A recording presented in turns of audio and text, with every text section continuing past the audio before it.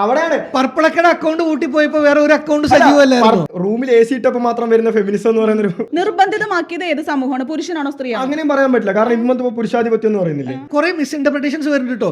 ഇന്നത്തെ കാലത്ത് ഒരുപാട് പെൺകുട്ടികളുണ്ട്, ഞാൻ പണിക്ക് പോയിക്കോളാം, നീ ഇതാണ് അല്ല, അവിടെയാണ് പ്രശ്നം. പറഞ്ഞു കഴിഞ്ഞാൽ അനുപമ അടക്കമുള്ള സ്ത്രീകൾ ഇവിടെ കിടന്ന്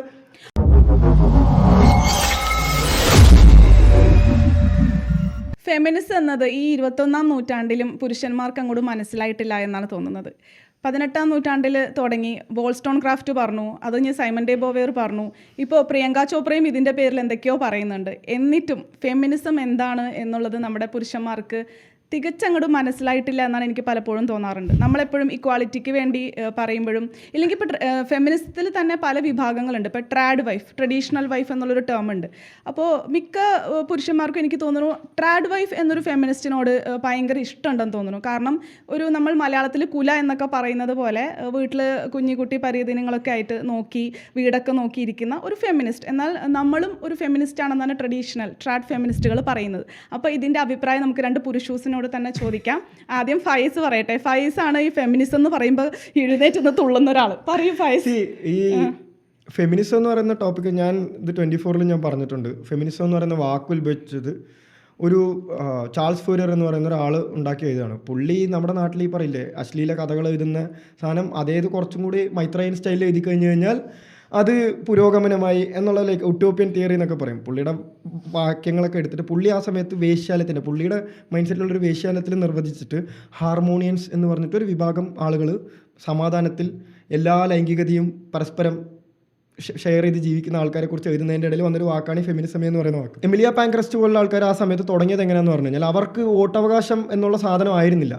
പണ്ട് ഈ സ്ലേവറി എന്ന് പറയുന്ന സാധനം നിർത്തലാക്കിയ ഒരു ടൈം ഉണ്ടായിരുന്നു. അന്ന് കറുത്ത വർഗ്ഗക്കാർ വെളുത്ത വർഗ്ഗക്കാർ ഇവരുടെ ഇടയിലുള്ളൊരു അന്തരംഗം, അതിൻ്റെ ഇടയിൽ വന്നൊരു പ്രശ്നത്തിലാണ് വോട്ടിംഗ് അവകാശം അല്ലെങ്കിൽ അധികാര സ്ഥാനത്ത് സ്ത്രീകളില്ല, ലൈക്ക് വെളുത്ത വർഗ്ഗക്കാരായ സ്ത്രീകളില്ല. അപ്പം ഞങ്ങളും കറുത്ത വർഗ്ഗക്കാരും തമ്മിലുള്ള വ്യത്യാസം, ലൈക്ക് ഞങ്ങൾ അവരെ കുറച്ചുകൂടെ പ്രിവിലേജ് വേണം എന്ന് പറഞ്ഞൊരു സാധനം തുടങ്ങിയാണ്. അന്നും ഇവർ കാണിച്ച ലെറ്റർ ബോംബിംഗ് ഉണ്ട്. ഇന്ന് നമ്മളത് ചെയ്ത് കഴിഞ്ഞാൽ തീവ്രവാദികളാണ്, പിഞ്ചു കുഞ്ഞുങ്ങളെ കൊന്നിട്ടുണ്ട് ഇവരിതിൻ്റെ പേരിൽ.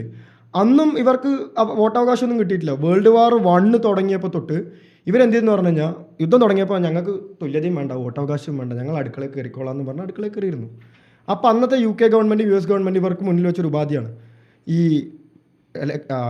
മിലിറ്ററിയിൽ എൻറോൾ ചെയ്യാത്ത പുരുഷന്മാർ ഒരുപാട് പേരുണ്ട്. കാരണം ഏതോ കുറച്ച് ഗ്രൂപ്പ് ഓഫ് ആൾക്കാർ യുദ്ധത്തിൽ പങ്കുചേരാൻ തീരുമാനിക്കുന്നു, അവർക്ക് വേണ്ടി ഞങ്ങൾ എന്തിന് ഞങ്ങളുടെ ജീവൻ കൊടുക്കണമെന്ന്. അന്ന് ഇവർ ഈ ഫെമിനിസ്റ്റ് ഗ്രൂപ്പുകളായിട്ട് ഒരു ഉപാധി വെച്ചു. നിങ്ങൾ ഈ പുരുഷന്മാരെ അപമാനിച്ചോ എങ്ങനെയെങ്കിലും ഒരു മാർഗ്ഗത്തിൽ യുദ്ധത്തിൽ എൻറോൾ ചെയ്യിപ്പിക്കുകയാണെങ്കിൽ ഈ യുദ്ധം തീർന്നു കഴിഞ്ഞാൽ നിങ്ങൾക്ക് വോട്ടവകാശവും അധികാര സ്ഥാനങ്ങളും തരാമെന്ന് പറഞ്ഞിട്ട്. വെളുത്ത വർഗ്ഗക്കാരായ സ്ത്രീകൾക്ക് മാത്രം, കറുത്ത വർഗ്ഗക്കാരായ സ്ത്രീകളോ അല്ലെങ്കിൽ ബാക്കിയുള്ള വിഭാഗം ആൾക്കാർക്കില്ല. അതാണ് ഈ പറയുന്ന വൈറ്റ് ഫെദർ മൂവ്മെൻറ്റ് എന്ന് പറയുന്ന ഒരു സാധനമുണ്ട്. അത് ഗൂഗിളിൽ സെർച്ച് ചെയ്താലൊക്കെ കിട്ടും. ആൾക്കാർ ഈ യുദ്ധത്തിൽ എൻറോൾ ചെയ്യാത്ത ആണുങ്ങളെ പോയിട്ട് അവരുടെ ശരീരത്തിൽ തൂവാല കൊണ്ട് കുത്തി അല്ലെങ്കിൽ അവരുടെ ഡ്രസ്സിൽ തൂവാല കുത്തി ഇവന്മാർ ഷണ്ടന്മാരാണെന്ന് പറഞ്ഞ് അപമാനിച്ചിട്ടൊക്കെയാണ് കുറേ ആണുങ്ങളെ കൊണ്ട് യുദ്ധത്തിന് പറഞ്ഞയച്ചിട്ടുള്ളത്. അത് യുദ്ധം കഴിഞ്ഞ പാട് ഇവർക്ക് ഈ പറയുന്ന സർട്ടൺ ഗ്രൂപ്പ്, എല്ലാ വെളുത്ത വർഗ്ഗക്കാരായ സ്ത്രീകൾക്കും കിട്ടിയിട്ടില്ല. ഈ പറയുന്ന സർട്ടൺ ഗ്രൂപ്പിലുള്ള സ്ത്രീകൾക്ക് മാത്രം വോട്ടവകാശം നൽകിയിട്ടുണ്ട്. അതിനൊരു എതിർപ്പുമായിട്ട് കറുത്ത വർഗ്ഗക്കാരായ സ്ത്രീകൾ വന്നപ്പോൾ നമ്മുടെ ഇപ്പോൾ ഈ CJPൻ്റെ പരിപാടിക്ക് ആനി രാജ കയറിപ്പോയില്ലേ, ഞാനും എന്താ ജെൻസിയാണെന്നും പറഞ്ഞിട്ട്. ആനി രാജയുടെ പ്രായം എന്താ, ജെൻസി എന്താ? അതേമാതിരി എല്ലാത്തിൻ്റെ ഇടയിലും മറ്റേ ഹൈജാക്ക് ചെയ്യുന്ന പരിപാടി പോലെ ഈ കറുത്ത വർഗ്ഗക്കാരായ സ്ത്രീകൾ ഞങ്ങൾക്കും അവകാശങ്ങളുണ്ട് എന്നൊക്കെ പറഞ്ഞു വന്നപ്പോൾ ഇതും ഫെമിനിസം ആണെന്നും പറഞ്ഞു പോയി. അങ്ങനെ എല്ലാ സാധനത്തിൻ്റെയും കൂടെ ഒരു ഫെമിനിസം. ഇപ്പോൾ ട്രാഡ് വൈഫ് എന്ന വാക്ക് പറയല്ലേ, ഇത് സത്യത്തിൽ ഫെമിനിസം അല്ല. ഇത് ട്രഡീഷണലായിട്ട് ഞങ്ങൾക്ക് ഈ പറയുന്ന അഡീഷണൽ ആയിട്ടുള്ള റെസ്പോൺസിബിലിറ്റീസ് വേണ്ട, ഫെമിനൈനായിട്ട് ജീവിക്കാനാണ് ഞങ്ങൾക്ക് താല്പര്യം. പണ്ട് ഇപ്പോൾ ഒരു ജോക്കായിട്ട് പറയും, ഫസ്റ്റ് വേവ് ഫെമിനിസം സ്ത്രീയും പുരുഷനും തുല്യരാണെന്ന് പറയുന്നു. സെക്കൻഡ് വേവ് ഫെമിനിസം പറയുന്നു പുരുഷന്മാരില്ലാതെ സ്ത്രീയായിട്ട് ജീവിക്കാമെന്ന് പറയുന്നു. തേർഡ് വേവ് ഫെമിനിസം പറഞ്ഞു സ്ത്രീയാണ് പുരുഷന്. ഫോർത്ത് വേവ് ഫെമിനിസം പറഞ്ഞു പുരുഷനാണ് സ്ത്രീന്ന്. അങ്ങനെ ഫുള്ള് കൺഫ്യൂഷനിൽ പോകുന്നത്. അപ്പോൾ ഇവർ ഈ പറയുന്ന എല്ലാ സാധനത്തിലും കൊണ്ടുപോയിട്ട് ഈ ഫെമിനിസം എന്ന് പറയുന്ന സാധനം ആഡ് ചെയ്യുക മാത്രമാണ്. അല്ലാണ്ട് ഇപ്പോൾ നിങ്ങൾ ഈ പറഞ്ഞ ട്രാഡ് വൈഫ് ഒന്നും ഏത് പ്രോപ്പറായിട്ട് ട്രാഡ് വൈഫായിട്ട് ജീവിക്കുന്ന ആൾക്കാരോട് പോയിട്ട് നിങ്ങൾ ഫെമിനിസ്റ്റ് ആണോ എന്ന് വെച്ച് നോക്കും, അവരല്ലാന്ന് പറയും. ഓക്കെ, അവരെ ഹൈജാക്ക് ചെയ്യാന്ന് ചെയ്യുന്നത്. ഫൈസ് പറഞ്ഞത് ആനന്ദ ഞാനൊന്ന് കൂട്ടിച്ചേർത്തോട്ടെ. അതായത് ഹിസ്റ്ററി, ചരിത്രത്തിൽ അങ്ങനെ പലതും സംഭവിച്ചിട്ടുണ്ടാവും. തെറ്റിയും തിരുത്തിയാണ് മനുഷ്യ ചരിത്രം വികസ്വരമാവുന്നത് നമുക്ക് എല്ലാവർക്കും അറിയാം. ഇന്ന് ഫെമിനിസ്റ്റിന്റെ അർത്ഥം എന്താണെന്ന് യഥാർത്ഥത്തിൽ ഫൈസിനും അറിയാം, ആനന്ദിനും അറിയാം. പക്ഷെ ഇത് വളച്ചൊടിക്കുകയാണ്. ആനന്ദ് പറയും. ഞാൻ ചരിത്രത്തിലേക്ക് തന്നെ വരാം. ഒന്ന്, ഫെമിനിസ്റ്റെ കുറിച്ച് പറയാൻ ഞാൻ എത്രത്തോളം യോഗ്യനാണെന്ന് എനിക്ക് അറിയില്ല. എങ്കിലും ഇംഗ്ലീഷ് അധ്യാപകനായി കുറെ നാൾ വർക്ക് ചെയ്തിട്ടുള്ള ഒരാളെന്നുള്ള രീതിയിൽ, ഫെമിനിസം പഠിപ്പിച്ചിട്ടുള്ള ഒരാൾ, നമ്മൾ ഫെമിനിസം പഠിപ്പിച്ചിട്ടുണ്ട്. ആ ഒരു രീതിയിൽ ചരിത്രപരമായി നോക്കുകയാണെങ്കിൽ തന്നെ ഇത് പറയുമ്പോൾ എത്ര പേര് അത് ആ രീതിയിൽ അറിയാം. ഞാൻ പല ഫെമിനിസം ക്ലാസ് എടുക്കുമ്പോഴും പറയാറുള്ളൊരു കാര്യമാണ്, നമ്മൾ പറയുമ്പോൾ ഇപ്പോൾ താങ്കൾ തന്നെ പറയുമ്പോൾ വെസ്റ്റേൺ ചിന്തകരെയും അല്ലെങ്കിൽ പ്രവർത്തകരെയും വെച്ചുകൊണ്ടാണ് താങ്കൾ പറഞ്ഞത്. നമ്മളെപ്പോഴും ഇംഗ്ലീഷിൽ അത് പറഞ്ഞു തുടങ്ങുമ്പോഴും മേരി വുൾസ്റ്റൺക്രാഫ്റ്റിന്റെ vindication of the rights of women വെച്ചിട്ടാണ് പഠിപ്പിച്ചു തുടങ്ങുന്നത്.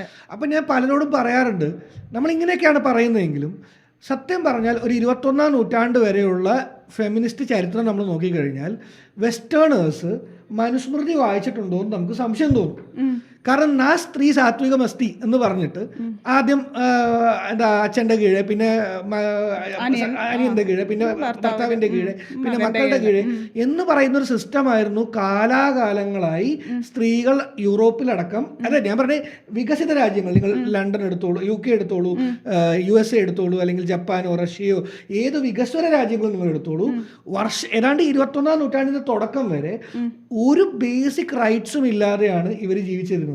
ബേസിക് റൈറ്റ്സ് ഞാൻ പറയുമ്പോൾ സ്വന്തം സ്വത്തവകാശമില്ല, വിദ്യാഭ്യാസാവകാശമില്ല. വുൾസ്റ്റൺക്രാഫ്റ്റ് അവരുടെ വിൻഡിക്കേഷന്റെ 10ാമത്തെ ചാപ്റ്ററിലാണ് പറഞ്ഞാൽ, നിങ്ങൾക്കിപ്പോൾ ചിലപ്പോൾ ചിരി വരും, അവരുടെ 10ാമത്തെ ചാപ്റ്ററിന്റെ പേര് കോ എഡ്യൂക്കേഷൻ എന്നാണ്.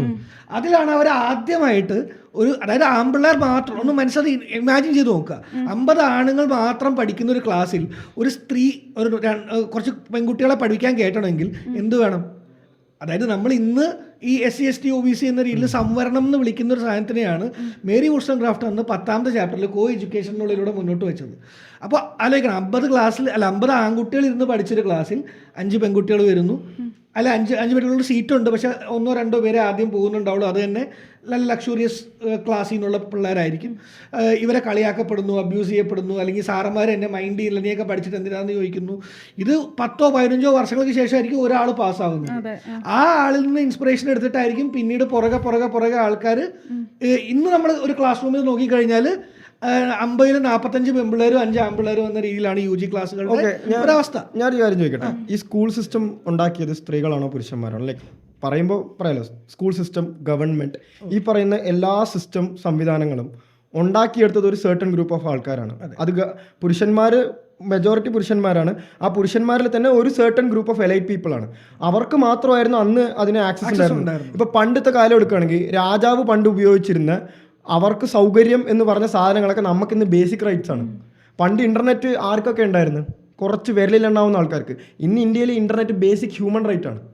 ഈ പറയുന്ന സംവിധാനങ്ങൾ, ഇപ്പോൾ ഒരു ഉദാഹരണം ഞാൻ പറയും, ഇപ്പോൾ സ്ത്രീകൾക്ക് അടിച്ചമർത്തപ്പെടുന്ന അവർക്ക് അവകാശമില്ല എന്ന് പറയുമ്പോൾ ഇപ്പോഴും ഈ 21-ാം നൂറ്റാണ്ടിലും ചില ലൈക്ക് ഒരു റിയാലിറ്റി ഷോ പോലെയൊക്കെ ഓരോ പരിപാടികളുണ്ട്, വേണമെങ്കിൽ കണ്ടുനോക്കാം. അതിലെങ്ങനെയാണെന്ന് പറഞ്ഞു കഴിഞ്ഞാൽ സ്ത്രീയെയും പുരുഷനെയും 2 ഗ്രൂപ്പായി തരംതിരിച്ചിട്ട് ഒരു ഫെസിലിറ്റിയും ഇല്ലാത്തൊരു ഐലൻഡിൽ കൊണ്ടുപോയി വിടുന്നുണ്ട്. സെൽഫായിട്ട് നിങ്ങൾ സർവൈവ് ചെയ്ത് വരുമെന്നുണ്ട്. പുരുഷന്മാരെ കൊണ്ടുപോയി വിട്ടു, അവന്മാർ ലൈക്ക് ഇവരൊക്കെ എന്ന് പറഞ്ഞു കഴിഞ്ഞാൽ വീട്ടിലിരിക്കുന്ന നിങ്ങളുടെ കുലസ്ത്രീ ആ ഐഡിയയിൽ ഒന്നും നർച്ചർ ചെയ്യപ്പെടാത്ത ഒരു സ്ത്രീയല്ല. ഇന്നത്തെ കാലത്ത് സെൽഫ് ഇൻഡിപെൻഡൻറ്റ്, ഞാൻ സെൽഫ് മെയ്ഡ് വുമൺ എന്ന് പറഞ്ഞ് നടന്ന സ്ത്രീകളെ തന്നെയാണ് കൊണ്ടുപോയിട്ട്, പുരുഷന്മാരെ വേണ്ടാന്ന് പറഞ്ഞപ്പോൾ സ്ത്രീകളെ കൊണ്ടുപോയിട്ടൊക്കെയാണ് ഐലൻഡിലിടുന്നത്. പുരുഷന്മാരെ കൊണ്ടുപോയി വിട്ടു. അവരെന്ത് ചെയ്തു? ലൈക്ക് ഒരു 2 ദിവസം കൂടി അവർ വിട്ട് കഴിഞ്ഞാൽ അവരവിടെ റേഡിയോ സിഗ്നലും മറ്റേ TV ഒക്കെ കണ്ടുപിടിച്ചേന്. സ്ത്രീകൾ മറ്റേ തീ കത്തിക്കാൻ പെടാതെ അവസാനം വീണ്ടും ഈ പുരുഷന്മാരെ ടെന്റിലോട്ട് കയറി പോകണം, ഞങ്ങൾക്ക് പ്രൊട്ടക്ഷൻ വേണമെന്നുണ്ട്. അല്ല, അവിടെ തന്നെയാണ് പ്രശ്നം. കാരണം 500 കൊല്ലമായിട്ട് പുരുഷൻ കണ്ടിന്യൂ ചെയ്തു പോയ ലൈഫ് അല്ല സ്ത്രീക്ക്. ഒരു 100 വർഷം ആയിട്ടില്ല ഈ ഒരു സൗകര്യവും അല്ലെങ്കിൽ ഈ ഒരു ഇതൊക്കെ എക്സ്പോഷർ ഒക്കെ കിട്ടി തുടങ്ങി. 2 ഗ്രൂപ്പ് ഓഫ് ആൾക്കാർക്കും ഇപ്പോൾ നമ്മളടുത്ത് എന്നെയും അനുപമയും കൊണ്ടുപോയിട്ട് ഒരു കാട്ടിൽ അങ്ങോട്ട് ഒറ്റയ്ക്ക് വിട്ടാൻ പറഞ്ഞു. ഞാൻ ഇന്നേവരെ കാട്ടിൽ ജീവിക്കാത്തൊരു മനുഷ്യനാണ്, അനുപമയും ജീവിച്ചിട്ടില്ല. നമ്മളെങ്ങനെ സർവൈവ് ചെയ്യും എന്നുള്ളത് ഒരു കാര്യമുണ്ട്. ഇതേതൊരു സർട്ടൻ ഗ്രൂപ്പ് ഓഫ് ആളുകൾ ഇതേപോലെ ഒരു എക്സ്പോഷറും ഇല്ലാതെ സിറ്റിയിൽ മാത്രം ജീവിച്ച, ന്യൂയോർക്കിൽ മാത്രം ജീവിച്ച ഒരു 10 ആണുങ്ങളെയും അതേപോലെ 10 സ്ത്രീകളെയും കൊണ്ടുപോയി കാട്ടിൽ കൊണ്ടുപോയി വിടുമ്പോൾ അവരെങ്ങനെയാണ് ആ ഒരു അവിടെ ഒരു സിസ്റ്റം ബിൽഡ് ചെയ്ത് കാര്യങ്ങൾ കൊണ്ടുവരുന്നത് എന്നുള്ള സാധനം. ആ 10 ആണുങ്ങൾക്കും എല്ലാത്തിലും എക്സ്പോഷർ ഉണ്ട്. ആ 10-ൽ ഒരു 2 സ്ത്രീ മാത്രമേ ഈ എക്സ്പോഷർ ഒക്കെ ശീലിച്ച് ഇവിടം വരെ എത്തിയിട്ടുണ്ടാവുള്ളൂ. അവിടെയാണ് ഈ ഞാൻ പറഞ്ഞ ഈ 10 സ്ത്രീകളും ഞങ്ങൾ self made, self independent, we don't want men, we can live, like ആണുങ്ങളെ ഇല്ലാത്ത ലോകമാണ് വേണ്ടത്, we can survive without any men എന്ന് ഫൈസിന് ഉറപ്പുണ്ടോ? 10 പെണ്ണുങ്ങൾ പറയുന്ന ഡയലോഗാണ് ഇതെന്ന് പറഞ്ഞിട്ടാണ് അവർ ഇന്റർവ്യൂസ്, ലൈക്ക് ആ ഒരു എപ്പിസോഡ് എന്ന് പറയുന്നത് ഒറ്റ എപ്പിസോഡല്ല, ഒരു 15 എപ്പിസോഡുള്ള ഒരു റിയാലിറ്റി ഷോ ആണ്. അതിൽ അതിനകത്ത് ഇവരെ ഇന്റർവ്യൂ എടുക്കുന്നതും ഇപ്പൊ നമ്മുടെ ബിഗ് ബോസ് ഓഡിഷൻ പോലെ ഓഡീഷന്റെ വീഡിയോസും ഇതെല്ലാം പുറത്തു വിടുന്നുണ്ട്. ഇതിലൊക്കെ പറയുന്നതിലേക്ക് അവർ പോണതിന് മുമ്പ് നമ്മൾ ബിഗ് ബോസിൽ പോണതിന് മുമ്പ് തന്നെ ആൾക്കാർ ഇരുന്നിട്ട് ഞങ്ങൾക്ക് ഇന്നത് ചെയ്യാൻ പറ്റും, ഞാൻ അവിടെ പോയി ഇന്നത് ചെയ്യും മറ്റേ ചെയ്യും. പക്ഷെ കളത്തിലോട്ട് ഇറങ്ങുമ്പോഴേ കാര്യം എന്താണെന്ന് ഞാൻ പറയുന്നത് 10 പെണ്ണുങ്ങൾ എന്ന് പറയുന്നത് സാമ്പിൾ സൈസ് ആണ്. ഈ 10 ആണുങ്ങൾ എന്ന് പറയുന്നത് സാമ്പിൾ സൈസ് ആണ്. ഈ 10 ആണുങ്ങളെ ചിലപ്പോൾ വേറെ ഏതെങ്കിലും സിറ്റുവേഷനിൽ കൊണ്ടുപോയി വിട്ട് കഴിഞ്ഞാൽ അവർക്ക് അവിടെ സർവൈവ് ചെയ്യാൻ പറ്റില്ലെന്ന് വരില്ല. പക്ഷെ എന്താന്ന് പറഞ്ഞാൽ നമ്മൾ മെജോറിറ്റി ആയിട്ട് ഇപ്പോൾ ഒരു സിസ്റ്റം ബിൽഡ് ചെയ്തെടുത്ത് ഒരു ഗ്രൂപ്പ് ഓഫ് ആൾക്കാർ ഒരു സിസ്റ്റം ബിൽഡ് ചെയ്യുമ്പോൾ അതിന്റെ ഇനീഷ്യൽ ആയിട്ടുള്ള എല്ലാ ബെനിഫിറ്റ്സും അവർ തന്നെയാണ് എൻജോയ് ചെയ്യുള്ളൂ. അത് കഴിഞ്ഞ് മറ്റുള്ളവരിലോട്ട് ആ സാധനം ഇപ്പോൾ ഇന്റർനെറ്റ് പോലും തന്നെ ഇന്റർനെറ്റ് കണ്ടുപിടിച്ച ആൾക്കാരാണ് അതിന്റെ ബെനിഫിറ്റ്സ് മൊത്തം യൂസ് ചെയ്തിട്ടുണ്ടായിരുന്നു ഒരു സർട്ടൺ ടൈം വരെ. അതിനുശേഷമാണ് അത് പബ്ലിക്കലി അവൈലബിൾ ആക്കുന്നത്. എനിക്കിതൊരു ബ്രോഡ് ജനറലൈസേഷൻ ആയിട്ടാണ് തോന്നുന്നത്. ഇപ്പോൾ ഞാനിപ്പോൾ എൻ്റെ പേഴ്സണൽ രീതിയിൽ പറയുകയാണെങ്കിൽ ഇപ്പോൾ താങ്കളിപ്പോൾ ഈ 10 സാമ്പിൾ വെച്ചിട്ട് പറഞ്ഞല്ലോ, ഇപ്പോൾ സപ്പോസ് നമ്മൾ 3 പേര് ഒരു ഐലൻഡിൽ ഇതുപോലെ ഒറ്റപ്പെട്ട് പോകാമെന്ന് വിചാരിക്കുക. എൻ്റെ ഹാർഡ് സ്കിൽസ് കമ്പാരിറ്റീവ്ലി ഒരു വീക്കർ സൈഡിലാണ്. ഞാൻ കുറച്ചും കൂടി ആൾക്കാരോട് ഡിപ്പെൻഡൻ്റ് ആയിട്ട് ജീവിക്കുന്ന ഒരാളാണ്. അപ്പോൾ എനിക്ക് അനുഭവ ചേച്ചി അറിയാവുന്ന എനിക്കൊന്നും അനുഭവ ചേച്ചി ചിലപ്പോൾ ഈ ടെക്നോളജി ഒക്കെ കണ്ടുപിടിച്ച് ചേച്ചി സർവൈവ് ചെയ്ത് പോകും. അവിടെ ഞാനായിരിക്കും അങ്ങോട്ട് കയറിച്ചത് ചേച്ചി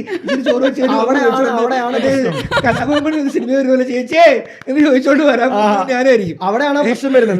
നമ്മളെപ്പോഴും നമ്മള് മനുഷ്യന്മാര് ഇപ്പൊ ഒരു പഴയ ഒരു ചൊല്ലുണ്ട്, good times create good men, bad times create good men creates good times and good times create bad men and bad men create bad times and again that circle returns.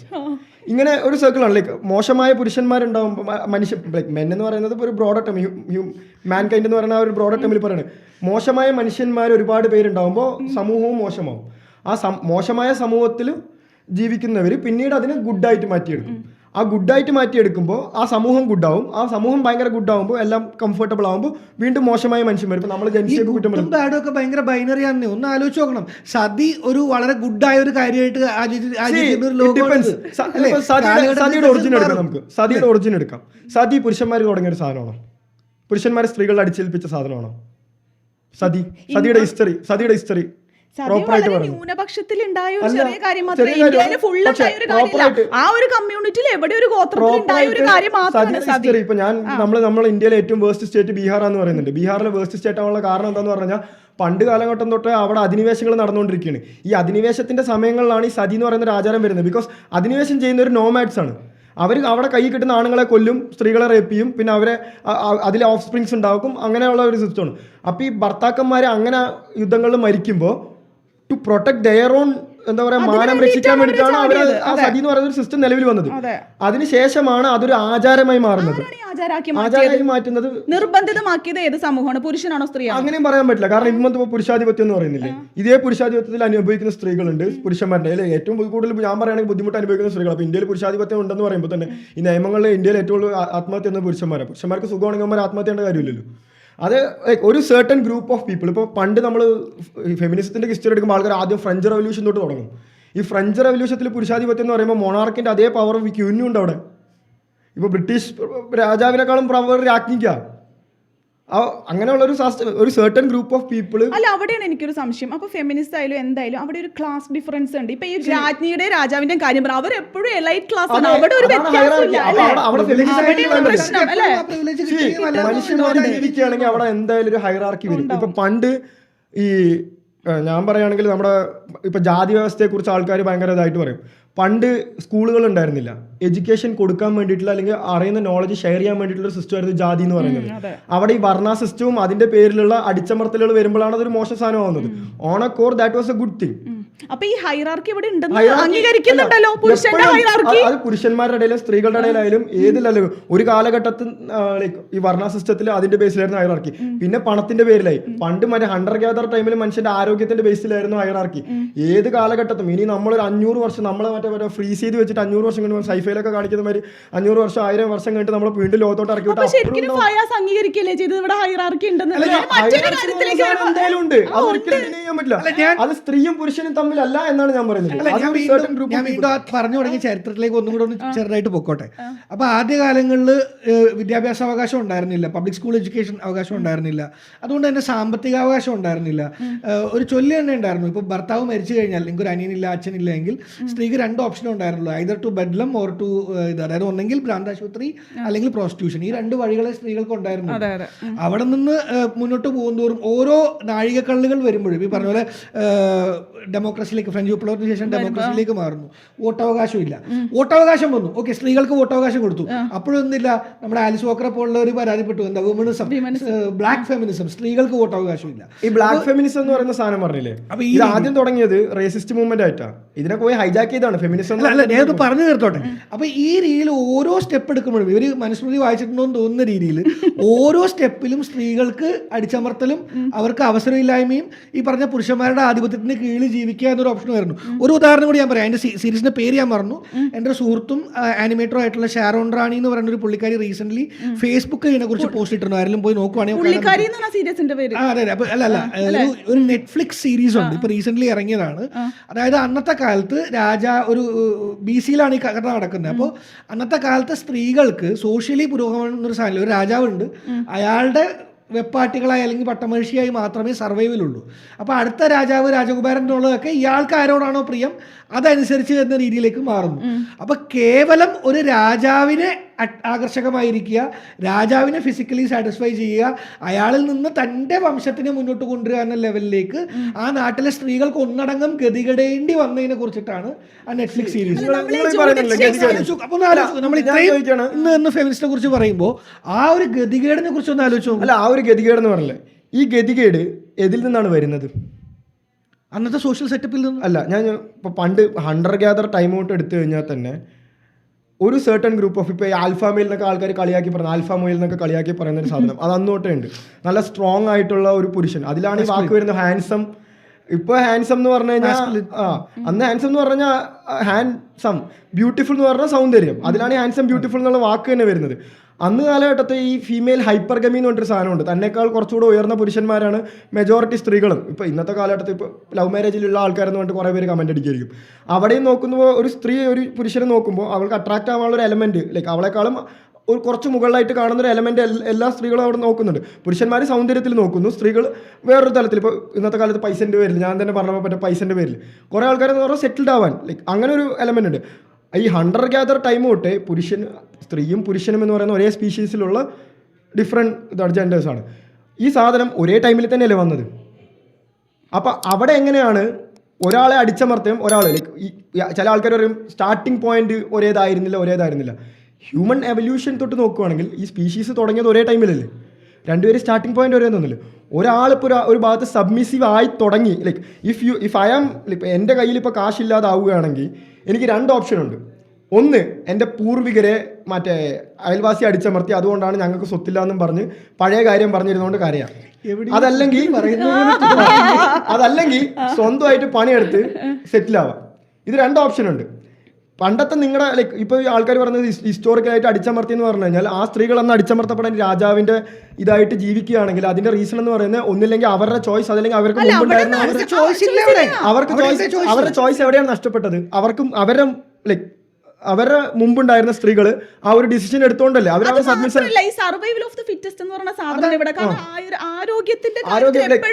അതാണ് ആൾക്കാർ പറയുന്നത് ഈ റൂമിൽ AC ഇട്ടപ്പോൾ മാത്രം വരുന്ന feminism എന്ന് പറയുന്ന ഒരു കളിയാക്കി പറയുന്ന സാധനം. ഹിസ്റ്ററിയും ബാക്കി എല്ലാം വിട്ടേക്കൂ. ഞാൻ ഇപ്പൊ ചോദിക്കാണ്, ഫയാസ് മാരീഡ് ആണോ? അതെ. ഫയാസിന്റെ ഭാര്യക്ക് ജോലിയുണ്ടോ? ഓക്കെ, ഫയാസിനും ജോലിയുണ്ട്, ഫയാസിന്റെ ഭാര്യക്കും ജോലിയുണ്ട്. നിങ്ങളുടെ ഒരു ഡെയിലി റുട്ടീൻ എങ്ങനെയാണെന്ന് പറയാം? ഡെയിലി റുട്ടീൻ എന്ന് പറഞ്ഞു കഴിഞ്ഞാൽ ലൈക്ക് ഇപ്പൊ ഞാൻ വർക്ക് ഫ്രം ഓഫീസ് ആയപ്പോൾ ഞാൻ ബാംഗ്ലൂരായിരുന്നു, വൈഫും കുട്ടികളും. നിങ്ങൾ രണ്ടുപേരും ഒരു വീട്ടിലുള്ളപ്പോൾ നിങ്ങൾ രണ്ടുപേരുടെ ഡ്യൂട്ടീസ് എന്തൊക്കെയാണ്, ആണിന്റെ പെണ്ണിന്റെ?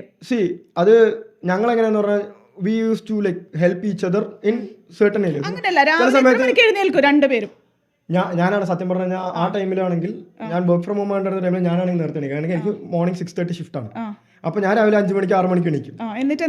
എന്നിട്ട് ഞാൻ actually like most of the days ഞാൻ കോഫി ഉണ്ടാക്കിയിട്ടാണ് അവൾക്ക് കൊടുക്കാറ്, ബിക്കോസ് മൈ വർക്ക് അത് അങ്ങനെ ഒരു എലമെന്റ് ലൈഫ്. ഞങ്ങൾ എങ്ങനെയാന്ന് പറഞ്ഞാൽ ഇപ്പോൾ എൻ്റെ അമ്മ എന്ന് പറയുന്നത് എനിക്കൊരു സിസ്റ്ററാണുള്ളത്. സിസ്റ്റർ സൗദിയിൽ സെറ്റിൽഡ് ആണ്. അപ്പോൾ അമ്മയുടെ ലൈഫ് എന്ന് പറഞ്ഞാൽ 6 months ഇവിടെ 6 months അവിടെ. അപ്പോൾ അമ്മ ഉണ്ടാവുന്ന ടൈമിൽ അമ്മ ലൈക്ക് കുറച്ച് റിലീജിയസ് ആണ്. അമ്മ രാവിലെ നേരത്തെ എണീക്കും. അമ്മക്ക് ഭയങ്കര ഇഷ്ടമാണ് ഞങ്ങൾക്ക് ചായ ഉണ്ടാക്കി തരാം, എനിക്കും വൈഫിനും. ഇപ്പൊ അച്ഛൻ പ്രവാസിയായിരുന്നു, അതുകൊണ്ടാണ് ഈ ആൾക്കാർ പറയുമ്പോൾ ഈ സ്ത്രീ അടുക്കള ഈ സാധനം പറയുമ്പോൾ എൻ്റെ അച്ഛൻ പ്രവാസിയായിരുന്ന സമയത്ത് ഫുൾ ടൈം പുള്ളിയാണ് ഫുഡ് ഉണ്ടാക്കിയത്. പുള്ളി ഗൾഫിൽ നിന്ന് നാട്ടിൽ വരുമ്പോൾ പുള്ളിയാണ് ഫുഡ് ഉണ്ടാക്കുന്നത്. ഈ സ്ത്രീകൾ അടുക്കള ജോലി ചെയ്യുന്നത് ഒരുപാട് പേര് അതിൽ ഇഷ്ടപ്പെടുന്ന ഒരു സാധനമുണ്ട്. അതാണ് അവനവന് പ്രൊവൈഡ് ചെയ്യുന്ന ഹസ്ബൻഡിന് തന്നാലാവുന്ന ഒരു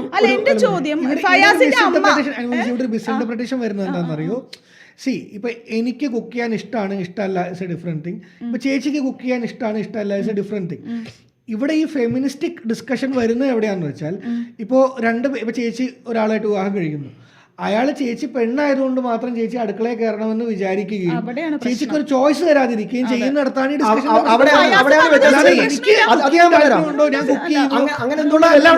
അങ്ങനെ വരുന്നതെന്നുണ്ടെന്ന് പറയാം. ഈ ചൂസ് ചെയ്യുന്ന ആളില്ലേ, ഇപ്പൊ ഒരു പെണ്ണ്, ഞാൻ ഇത് 24-ൽ ഞാൻ പറഞ്ഞിട്ടുണ്ട്, ഒരു പെണ്ണ് ചൂസ് ചെയ്യുമ്പോൾ ഇപ്പൊ മാട്രിമോണി സൈറ്റ് ചോയ്സിംഗ് ഇല്ലെന്നേ. മാട്രിമോണി സൈറ്റ് എടുക്കുക, മാട്രിമോണി സൈറ്റ് എടുക്കുക, റിലേഷൻഷിപ്പിന്റെ 90% ഭാവിയെ ആലോചിച്ചുകൊണ്ട് അങ്ങനെ അവർ സബ്മിസ് എടുക്കുക. ലൈക്ക് ഹൈപ്പർഗമി ആയിട്ടൊരു ചോയ്സ് എടുക്കുമ്പോൾ തന്നെക്കാൾ വരുമാനമുള്ള വെൽത്തി സെറ്റിൽഡ് ആയിട്ടൊരു പുരുഷനെ അവിടെ ചോയ്സ് ചെയ്യുമ്പോൾ ഇപ്പൊ ഡൗറി സിസ്റ്റം ഒക്കെ ആൾക്കാർ പറയില്ല, ഈ ഡൗറി സിസ്റ്റത്തിന്റെ ഒക്കെ ബേസ് എന്ന് പറയുന്നത് തന്നെ ഹൈപ്പർഗമി ആയിട്ട് വന്നു. ഞാൻ കുറെ മിസ് ഇന്റർപ്രിട്ടേഷൻസ് വരുന്നുണ്ട് കേട്ടോ. ഇന്നത്തെ കാലത്ത് ഒരുപാട് പെൺകുട്ടികളുണ്ട്, ഞാൻ പണിക്ക് പോയിക്കോളാം, നീ സ്റ്റേഷൻ മേടിച്ചാൽ കളിച്ചോണ്ട് വീട്ടിൽ. അത് സോഷ്യൽ മീഡിയയിൽ പറയും. ഞാൻ കേരളത്തിൽ ഞാൻ പറഞ്ഞുതരാം, അത് സോഷ്യൽ മീഡിയയിൽ പറയും. നമ്മൾ കണ്ടന്റും ജീവിതവും വേറെ വേറെ എന്ന് പറയുന്നത് കേരളത്തിലെ കണക്ക് ഞാൻ പറഞ്ഞുതരാം. വന്നതിന് ശേഷം ഒരുപാട് ആൺസുഹൃത്തുക്കളുണ്ട്, വിവാഹശേഷം സിനിമയെ ഫോളോ ഇക്വാളിറ്റി വീട്ടിൽ മെയിൻറ്റെയിൻ ചെയ്യുന്ന ഒരാളാണ് ഫയാസ്. പറഞ്ഞത് ഭാര്യ ഞങ്ങൾ ഒരുമിച്ച് എഴുന്നേക്കുന്നു, ഞാൻ ഭാര്യക്ക് ചായ ഇട്ട് കൊടുക്കുന്നു, ബിക്കോസ് ഹീസ് എ ഫെമിനിസ്റ്റ്. ഇതാണ് അവിടെയാണ് പ്രശ്നം. പക്ഷെ ആനന്ദ് ഫെമിനിസത്തിനെ പറ്റി വാദിച്ചാലും ആനന്ദ് രാവിലെ എഴുന്നേക്കാൻ മടിയുള്ള ഒരാളാണ്. അതാണ് വ്യത്യാസം. ഇതിനെ ഫെമിനിസം എന്ന് പറയുന്നതിന് പകരം ഇഗാലിറ്റേറിയനിസം എന്ന് പറഞ്ഞു കഴിഞ്ഞാൽ അവിടെ സ്ത്രീയും പുരുഷനും സൊസൈറ്റി ഒക്കെ അത് ഇതുമായിട്ട് ബന്ധമില്ല, അത് രണ്ടാണ്. ഫെമിനിസം എന്ന് പറഞ്ഞു കഴിഞ്ഞാൽ ആ ടേം തന്നെ എങ്ങനെ വരുന്നതെന്ന് അറിയാം. ഇപ്പോൾ പണ്ടത്തെ ഡെഫിനിഷൻ വേണ്ട എന്ന് നിങ്ങൾ പറയുന്നു, ഇപ്പോഴത്തെ ഡെഫിനിഷൻ ഞാൻ ജസ്റ്റ് ഗൂഗിൾ എടുത്തിട്ട് ഫെമിനിസം എന്ന് ടൈപ്പ് ചെയ്ത് കഴിഞ്ഞാൽ പറയുന്നത് the idea or the advocacy for women's rights on the basis of equality of sexes. So അതിൽ പോയിന്റ് ഔട്ട് സ്പെസിഫിക് ആയിട്ട് ചെയ്യുന്നതെന്ന് പറഞ്ഞാൽ സ്ത്രീകളുടെ അവകാശങ്ങൾ, ലൈക്ക് തുല്യമായ സമൂഹത്തിനെ മുൻനിർത്തി സ്ത്രീകളുടെ അവകാശങ്ങൾക്ക് വേണ്ടി ഉള്ള സംസാരം. അവിടെ മെയിൽസിൻ്റെ പ്രശ്നങ്ങളോ മെയിൽസിൻ്റെ അവകാശങ്ങളോ സ്ത്രീകൾക്കുള്ള റെസ്പോൺസിബിലിറ്റീസോ അക്കൗണ്ടബിലിറ്റിയോ ഇതിനെക്കുറിച്ചൊന്നും പോയിന്റ് ഔട്ട് ചെയ്യുന്നില്ല. അവിടെയാണ് പ്രശ്നം വരുന്നത്. ഇപ്പോൾ നിങ്ങൾ പറഞ്ഞ ഹിസ്റ്ററി വേണ്ട, okay, history will delete it completely. Right now പ്രസന്റിൽ ഇപ്പോൾ ഒരു കല്യാണം കഴിഞ്ഞു, അനുപമ കല്യാണം കഴിച്ചൊരു വ്യക്തിയാണ്, ഞാൻ കല്യാണം കഴിച്ചത്, പുള്ളി കല്യാണം കഴിച്ചെന്ന് എനിക്കറിയില്ല. ഇപ്പോൾ ഒരു ഡിവോഴ്സ് കേസ് കോടതിയിലോട്ട് വരുവാണെങ്കിൽ ഹസ്ബൻഡിന്റെ, ഇപ്പോൾ നമ്മുടെ ഇന്ത്യൻ ഹൈക്കോടതീസ് പറയുന്നത് ബെഗ് ബോറോർ സ്റ്റീൽ എന്ന് പറയുന്നുണ്ട് ഹസ്ബൻഡ്സിനോട്. കട്ടിട്ടായാലും ശരി, പിച്ചി എടുത്തിട്ടായാലും ശരി, എന്ത് കടം മേടിച്ചിട്ടായാലും ശരി, ഭാര്യയെ നോക്കേണ്ടത് നിന്റെ ഉത്തരവാദിത്തമാണ് എന്ന് ഭർത്താവിനോട് ഇന്ത്യൻ കോടതി പറയുന്നുണ്ട്. ഇതേത് ഇന്ത്യൻ നിയമവ്യവസ്ഥയിൽ ഒരു സാധനം, ലൈക്ക് ലിറ്ററലി ഒരു സാധനമെങ്കിലും കാണിച്ചു തരാൻ പറ്റുമോ ഒരു ഭാര്യയുടെ ഉത്തരവാദിത്തം അല്ലെങ്കിൽ ഒരു റിലേഷൻഷിപ്പ്, ഒരു വൈവാഹിക ജീവിതത്തിൽ ഭാര്യയുടെ ഉത്തരവാദിത്തം ആണ് എന്ന് പറയുന്ന ഒരു സാധനം എവിടെയും കാണാൻ പറ്റില്ല. സോ നമ്മൾ ബേസിക്കലി അതും നിയമങ്ങളുടെ പ്രശ്നം തന്നെയാണ്. നിയമം എന്താ ചെയ്യുന്നതെന്ന് പറഞ്ഞാൽ ഒരു കൺസർവേറ്റീവ് ഐഡിയയിൽ നിന്നുകൊണ്ട് ലിബറൽ ഐഡിയ അച്ചീവ് ചെയ്യാൻ നോക്കുകയാണ് അംബേദ്കർ ചെയ്തിട്ടുള്ളത്. കൺസർവേറ്റീവ് ഐഡിയ റൂട്ടഡ് ആയിട്ടുള്ള ചരിത്രത്തിലാണ് നമ്മൾ കുറച്ചും ശരിക്കും അമെന്റ് ചെയ്യേണ്ട സമയം കഴിഞ്ഞു. ഒരു സ്ത്രീയുടെ ഒരു ജീവിതം ഒരാൾക്ക് കല്യാണം കഴിച്ചു കൊടുക്കുന്നു, അവൾക്ക് ജോലിയിലൊന്നുമില്ല, അത്രയും ഒരു 10 വർഷം കഴിഞ്ഞിട്ടായിരിക്കും ഡിവോഴ്സിന്റെ കാര്യം വരുന്നത്. അപ്പൊ 10 വർഷം ഇവള് ഡെഡിക്കേറ്റ് ചെയ്യുന്ന ജീവിതത്തിന് ഒരു പകരം കൊടുക്കുന്നതാണ് ഈ കോടതി പറയുന്ന അലിമണി. സംഗതി പറഞ്ഞു. ഇനി ഇതേ ചോദ്യം ഞാൻ തിരിച്ചു ചോദിക്കുകയാണ്. ജോലിക്ക് പോയൊരു സ്ത്രീ ഉണ്ടെന്ന് തെളിവുണ്ട് ഇന്ത്യയിൽ. ഇപ്പൊ കേരള ഹൈക്കോടതി തന്നെ ഭർത്താവിനോട് പറഞ്ഞത് വയ്യാത്തൊരു ഹസ്ബൻഡ് ഭാര്യയിൽ നിന്ന് അലിമണി കിട്ടണമെന്ന് പറഞ്ഞിട്ട് പറഞ്ഞപ്പോൾ എന്താ പറഞ്ഞതെന്ന് അറിയാം, ഇങ്ങനെ ഒരു അലിമണി ഭർത്താവിന് നൽകിക്കഴിഞ്ഞാൽ അതൊരു പുരുഷന്മാർക്ക് ഒരു റോങ് മെസ്സേജ് ആവുമെന്ന്.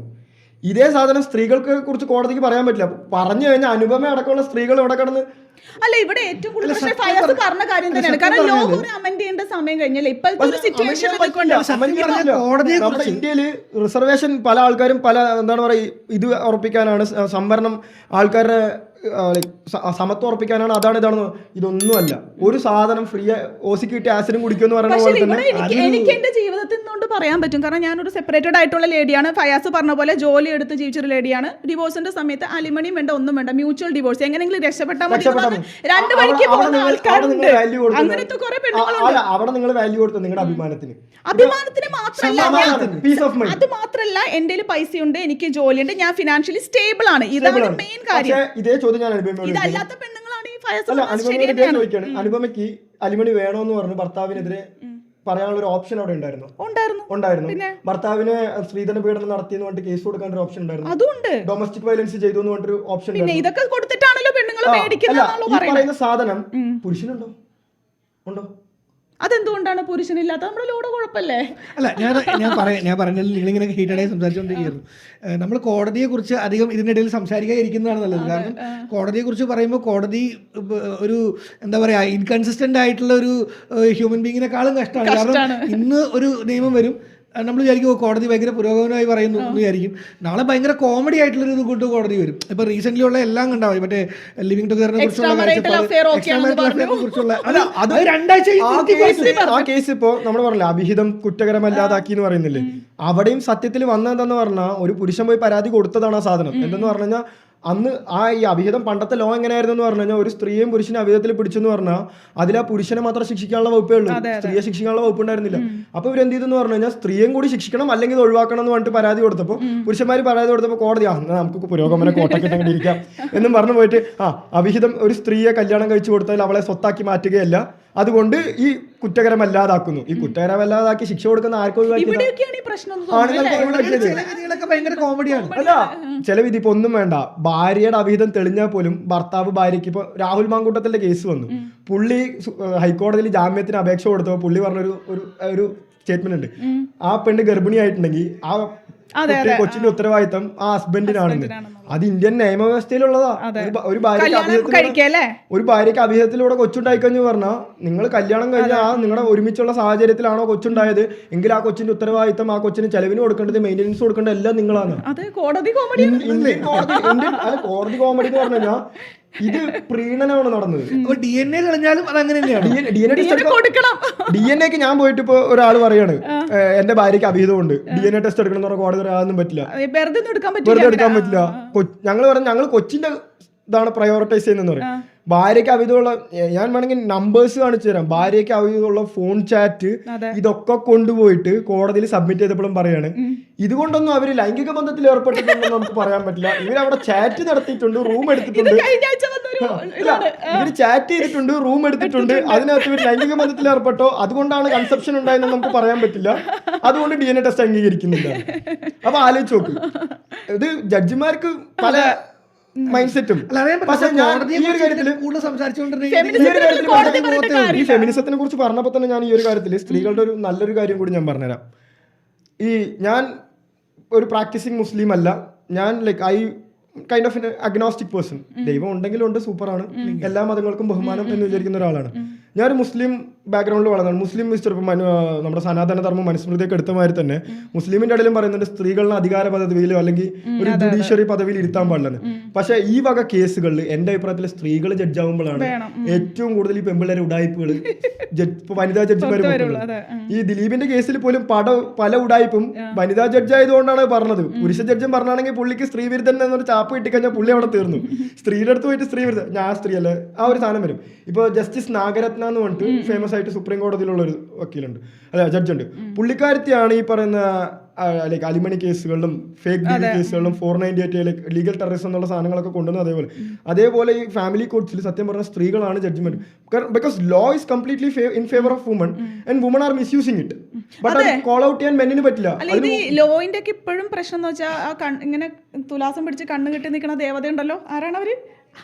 അന്നേ ഉള്ളൊരു കോൺസെപ്റ്റ് ആണ് സ്ത്രീകളുടെ ചരിത്രത്തെ പറ്റി കള്ളം പറയില്ല എന്നൊരു കോൺസെപ്റ്റ് നമ്മളുടെ ഭരണഘടന. അതാണ് പ്രശ്നം. ആക്ടിവിസ്റ്റ് ആയിട്ടുള്ള ഒരാളെ ഒരിക്കലും ഒരു സമൂഹത്തിന്റെ നിർണായകമായ കാര്യത്തിൽ കൊണ്ടുപോയി തീരുമാനം എടുക്കുന്ന ഒരു പൊസിഷനിൽ കൊണ്ടുപോയി ഇരുത്താൻ പാടില്ല. Because activist most of the 90% activist അവരുടെ ഇമോഷൻ വെച്ചിട്ടാണ് ആക്ടിവിസത്തിലോട്ട് ഇറങ്ങുന്നത്. സോ അവരൊരു സർട്ടൻ ഗ്രൂപ്പ് ഓഫ് ഇമോഷൻസിനെ ഫോളോ ചെയ്യുമ്പോൾ ഒരു കാര്യം കൂടി ഇതിൽ ആഡ് ചെയ്യാനുള്ളത്, ഇപ്പൊ ഫെമിനിസ്റ്റിന്റെ ഒരു പരിണാമത്തെ കുറിച്ചും കൂടിയാണല്ലോ നമ്മൾ സംസാരിക്കുന്നത്. ഇന്നത്തെ ഈ ഒരു ഡിജിറ്റൽ മീഡിയ യുഗത്തിൽ ഫെമിനിസം ഉണ്ടോ ഇല്ലയോ, അല്ലെ റൈറ്റ്സിന് വേണ്ടി പോരാടുവാണോ ഇല്ലയോ എന്നുള്ളതിനപ്പുറത്ത് ഈ ലൈക്സിന് വേണ്ടിയും കയ്യടിക്ക് വേണ്ടിയും അല്ലെങ്കിൽ സെലിബ്രിറ്റി ഇമേജ് കിട്ടാൻ വേണ്ടി ഇതിനെ ഫേക്ക് ചെയ്യുന്ന ഒരുപാട് പേരെ നമുക്ക് കാണാനായിട്ട് സാധിക്കും. സോഷ്യൽ മീഡിയ ഒരു സാധനം വന്നു നമ്മുടെ കേരളത്തിൽ. അലൻ ജോസ് പെരേര കോമാളി കളിച്ച് സോഷ്യൽ മീഡിയയിൽ നിന്ന് വരുമാനം ഉണ്ടാക്കുന്നുണ്ട്. അവൻ അവന്റെ കോമാളി കളിച്ച് ജീവിച്ച് കാണിക്കുന്നു. ഈ പർപ്പിൾ എന്ന് പറയുന്ന സ്ത്രീ Subscription. കാണിച്ച് ജീവിക്കുന്നു, അതെ. വരുമാനം ഉണ്ടാക്കുന്നു. ഒരുത്തൻ ജീവിച്ച് കാണിക്കുന്നു, വേറൊരുത്തൻ കാണിച്ച് ജീവിക്കുന്നു. But both are earning revenue. അതെ. ഇവിടെ ഒരു പ്രശ്നം അനുഭവിച്ച് ശ്രദ്ധിച്ചോ, പർപ്പിള് കാണിക്കുന്നതാണ് പ്രശ്നം. പർപ്പിളിന് അത്രയും വരുമാനം കിട്ടുന്നുണ്ടെങ്കിൽ അത് കാണാൻ പോകുന്നത് എന്തായാലും പെമ്പിളായിരിക്കില്ലല്ലോ. ഇതേ ചോദ്യം ഞാൻ ചോദിക്കട്ടെ, ഓപ്പറേഷൻ തൂഫാൻ അനുകൂലമാണോ എതിർക്കുകയാണോ ചെയ്യുന്നത്? ഓപ്പറേഷൻ തൂഫാന് നല്ലതല്ലേ, നടക്കട്ടെ. നല്ലതല്ലേ? ഓപ്പറേഷൻ തൂഫാൻ ആരെ പിടിക്കാനാ? യൂസ് ചെയ്യുന്നവരെ പിടിക്കാനാ, വിൽക്കുന്നവരെ പിടിക്കാനല്ലേ? സപ്ലൈ ആൻഡ് ഡിമാൻഡ് എക്കണോമിക്സ് എന്ന് പറയുന്ന സാധനം. ഒരു സാധനം മാർക്കറ്റിൽ അവൈലബിൾ ആകുമ്പോഴാണ് അത് മേടിക്കാൻ ആള് വരുന്നത്. ഈ സാധനം അവിടെ മാർക്കറ്റിൽ അവൈലബിൾ അല്ലെങ്കിൽ എന്ത് ചെയ്യും? അവിടെയാണ് പർപ്പിളക്കയുടെ അക്കൗണ്ട് പൂട്ടിപ്പോയപ്പോ വേറെ ഒരു അക്കൗണ്ട് സജീവമല്ല. ഇതേ പർപ്പിളക്കയുടെ അക്കൗണ്ട് പൂട്ടിപ്പോയ സമയത്ത് ഓൺലൈനില് നഗ്നതാ പ്രദർശനം ബാൻ ചെയ്യാണ് എന്ന് പറഞ്ഞൊരു സാധനം മൊത്തം എൻറ്റയർ വേൾഡിൽ നടക്കുവാണെങ്കിൽ ഇവരൊക്കെ എന്ത് ചെയ്യും? ഈ ഡാർക്ക് വെബിൽ പോയി ആൾക്കാർ ഡാർക്ക് വെബ് കുറെ അത് ലൈക്ക് ഒരു ബ്രോഡർ പൊളിറ്റിക്സ് പറയേണ്ടി വരും. ഡാർക്ക് വെബ് ഇപ്പോൾ ഡാർക്ക് വെബിൽ തന്നെ വളരെ ഇപ്പോൾ നെഹ്റുവിന്റെ പണ്ടത്തെ മറ്റേ മൗണ്ട് ബാറ്റന്റെ വൈഫുമായിട്ടുള്ള സംഗതികൾ വരെ ഡാർക്ക് വെബിലാണ് അവൈലബിൾ. കമ്മ്യൂണിസ്റ്റ് നമ്മളൊക്കെ സ്കൂളിൽ പഠിക്കുമ്പോൾ ചേട്ടൻ പറഞ്ഞ പോലെ തന്നെ ഫെമിനിസത്തിന്റെ തിയറിയും കാര്യങ്ങളൊക്കെ അവൈലബിൾ ആയിട്ടുള്ള സാധനങ്ങൾ എന്ന് പറയുന്നത് നമ്മൾ വിക്കിപീഡിയയിൽ നോക്കിക്കഴിഞ്ഞാൽ ഫെമിനിസം വാവ് സൂപ്പർ എന്ന് പറയും. ഇതിൻ്റെ ഈ പറയുന്ന നേരത്തെ പറഞ്ഞ ഇപ്പോൾ ഒന്നും വേണ്ടി LGBTQ പൊളിറ്റിക്സും there is no gender. Simone de വെബറിന്റെ ദ സെക്കൻഡ് സെക്സ് എന്ന് പറയുന്ന പുസ്തകം, അതിലാണ് ആദ്യമായിട്ട് LGBTQന്റെ gender is a social construct എന്ന് പറയുന്ന കോൺസെപ്റ്റ് വരുന്നത്. ഈ കോൺസെപ്റ്റ് അതിൽ നിന്ന് ഉത്ഭവിച്ചു വന്നാണ്. ഇതൊന്നും മെയിൻ സ്ട്രീമിൽ ആരും ചർച്ച ചെയ്യില്ല. ഈ സാധനമൊക്കെ ചർച്ച ചെയ്യുന്ന പ്ലാറ്റ്ഫോം എന്ന് പറയുന്നത് ഡാർക്ക് വെബാണ്. അതിനകത്ത് തന്നെ ആൾക്കാർ ലൈക്ക് അത് അൺറെസ്ട്രിക്റ്റഡ് ആയിട്ടും അൺഫിൽറ്റർഡ് ആയിട്ടുള്ളത് കൊണ്ട് തന്നെ അതിനകത്തും മോശമായിട്ടുള്ള സാധനങ്ങളുണ്ട്, നല്ല സാധനങ്ങളുണ്ട്. പക്ഷേ ഒരു ബ്രോഡർ ടേമിൽ ഇതൊരു മോശമായിട്ടുള്ള സാധനം എന്നുള്ളൊരു സാധനം ഉള്ളതുകൊണ്ടാണ് അത് അങ്ങനെ നിൽക്കുന്നത്. ഇതേ സംഗതി ഇപ്പോൾ കമ്മ്യൂണിസ്റ്റ് ഗുലാഗിനെ കുറിച്ച് നമ്മൾ സ്കൂളിൽ പഠിക്കുമ്പോൾ വേൾഡ് വാറിനെ കുറിച്ചും കമ്മ്യൂണിസത്തിനെ കുറിച്ചൊക്കെ സൂപ്പറായിട്ട് പറയും. ഈ ഗുലാഗ് സ്റ്റാലിനാണ് ലോകത്ത് ഹിറ്റ്ലർ കൊന്നതിനേക്കാളും കൂടുതൽ ആൾക്കാരെ കൊന്നിട്ടുള്ളത്. അത് നമ്മൾ സ്കൂളിൽ പഠിപ്പിച്ചു തരും, വിക്കിപീഡിയ പഠിപ്പിച്ചു തരും? ഇല്ല. ഇത് ഡാർക്ക് വെബിന്നേ വരുള്ളൂ. അപ്പോൾ നമ്മുടെ കൺക്ലൂഷൻ ഇങ്ങനെയാണ്, ടിക്ടോക്ക് പൂട്ടിപ്പോയാൽ നമ്മൾ ഇൻസ്റ്റാഗ്രാം ഉപയോഗിക്കുന്നത് പോലെ തന്നെ ഒന്ന് പൂട്ടിയാൽ മറ്റൊന്ന് വരും.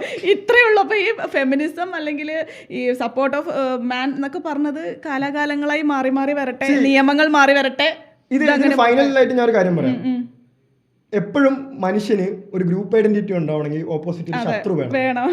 ഒരു നേതാവിന് ജീവിക്കണമെങ്കിൽ ആ നേതാവിന് ഒരു പ്രശ്നം വേണം. ആ അണികൾ വരണമെന്നുണ്ടെങ്കിൽ ഒരു കോമൺ എനിമിയെ കാണിച്ചു കൊടുക്കണം. അതാണ് ഈ ഒപ്രസീവ് നാരേറ്റീവ്. കമ്മ്യൂണിസം, ഫെമിനിസം, ആ ഇസം, മറ്റേ ഇസം, എല്ലാ ഇസവും കാലാകാലം. ഇപ്പൊ ഫെമിനിസം പോയാൽ വേറെ ഇസം വരും.